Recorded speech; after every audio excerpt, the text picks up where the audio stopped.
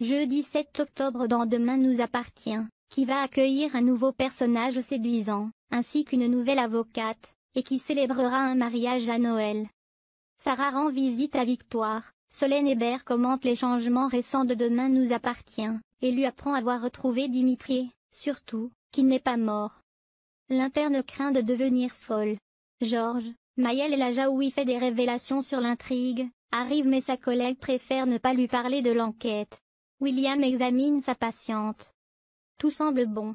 Elle prétend ne plus avoir de cauchemars ou de visions. Elle lui demande à pouvoir sortir.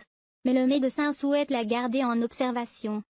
Elle insiste en disant que c'était une question de santé mentale. Chez elle, elle est accueillie par Sandrine et Mona. Georges lui dit combien il a craint de la perdre.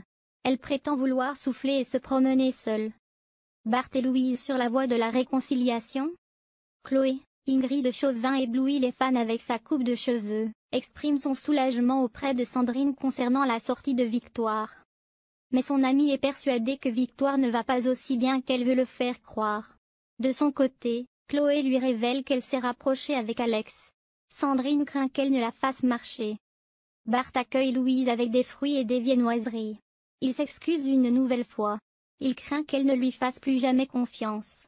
Plus tard, il lui apporte les résultats d'une analyse toxicologique pour démontrer qu'il est clean.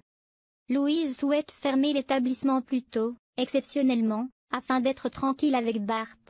Elle lui avoue avoir décidé de lui faire confiance. Elle s'excuse de son comportement. Maud révèle à sa sœur et à sa mère que Jack, qui est Dimitri Fouque, lui a dit qu'elle comptait vraiment pour lui. Sa mère, Jennifer leur aurait fait des révélations sur la famille Perrault, lui suggère de le faire mariner un peu. Lizzie s'étonne de voir Jack se faire tout beau pour sortir. Elle le met en garde, il ne doit pas donner une fausse impression à Maud, elle risque d'en souffrir.